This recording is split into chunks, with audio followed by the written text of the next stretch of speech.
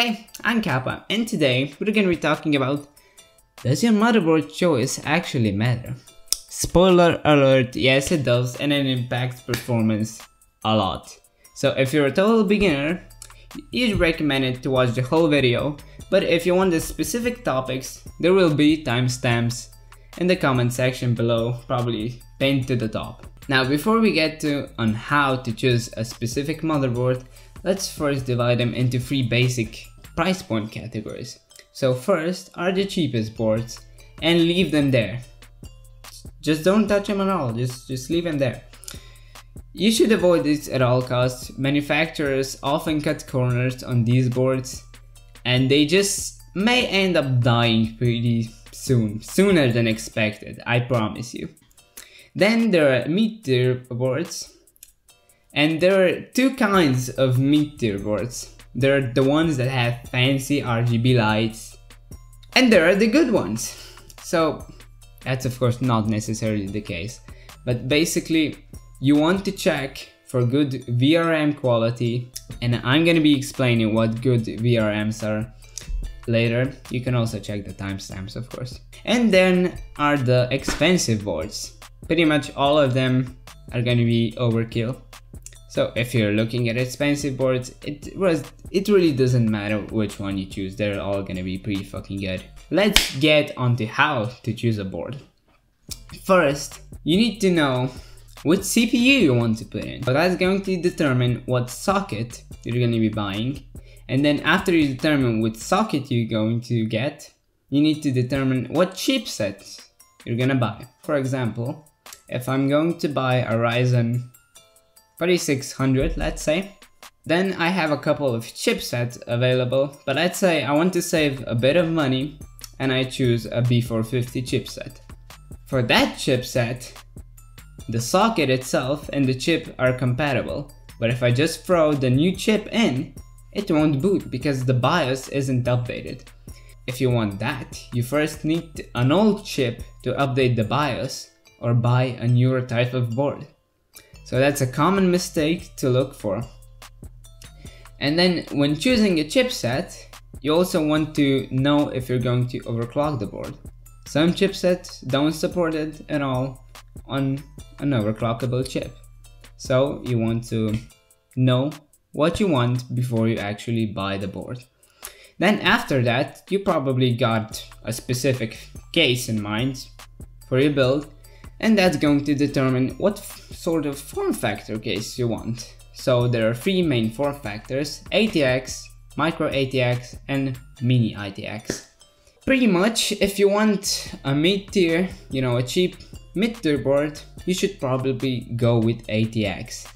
These offer the best price to performance because on smaller boards it's more expensive to cram better VRMs and better parts in general into such a small socket.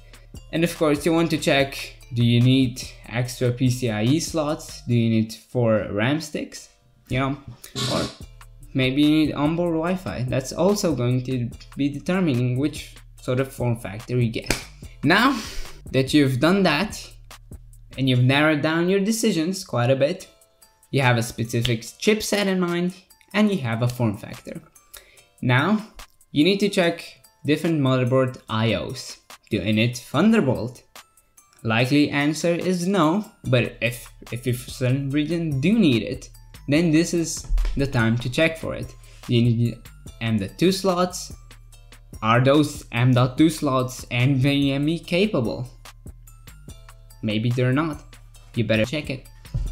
Then after that, we're going to get into VRMs, explaining them, memory overclocking, and CPU overclocking. So if you're a total beginner, or maybe you just don't want to overclock or touch the BIOS at all, you can skip to the next timestamp below. So you want to get the best performance for your money. First thing, you need to verify that your RAM and motherboard and processor are compatible. You need to verify that your motherboard supports XMPs. You need to verify that your RAM supports XMPs, especially if you have speeds over 3200, and especially with older Ryzen chips. make sure to check that. Then we have CPU overclocking finally. If you want to undervolt your CPU or overclock it, or just squeeze the best that you can for the lower power consumption, or just the best frame rate, the lowest render times, you want to look for a board with quality VRMs. I can't stress how important this is. What are VRMs? To put it simply, VRMs are voltage regulator modules. And what that means is that the power coming from the power supply to the CPU pin header is going to go to these regulator modules to get delivered to the CPU. And the better they are, the more efficient they will be. So you can get higher overclocks using less power, which also means less heat and potentially, quieter system or an even higher overclock. If you want to know if your board's VRMs are good, or just which VRMs are the best for your chipset, you can check with the community. But if you don't want to do any research, Gamers Nexus has probably the clearest videos on which board has the best VRMs for your chipset. So I'm gonna put that in the description so you can see that later. Now, let's take a quick pause to take everything in. And a great opportunity to subscribe to my channel. I'm not plugging, but...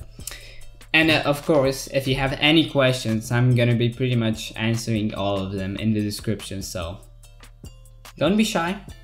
You can comment. And now let's continue. Now that you've chosen your desired chipset, form factor, usage, and I/O, you need to double check all the compatibility. Now, do you have enough SATA connectors to connect all your drives? Do you have enough M.2 slots? Again, are you sure that they NVMe? Okay. Does your cooler interfere with your RAM on that specific motherboard? That's a very common issue. Does your board support certain standards? Do you want the new 5.0 so you can have the fastest SSDs? You better make sure it supports it. And do you want gigabit internet? Not all motherboards have that, so you better double check it. Because it might just end in a total disaster. And lastly, if you're overclocking, does your motherboard have good North Bridge cooling? Do you even know what that is? Does it have good VRM cooling? Does it have a BIOS clear button? Does it have postcodes for troubleshooting maybe? All pretty important stuff. Congrats! Now we're pretty much done. You've checked everything. You can ask me something if you're not sure, anytime. I'll answer every comment. And now, I wish you good luck on your PC building and overclocking journey. That's going to be it for me. I hope it helped. Bye bye.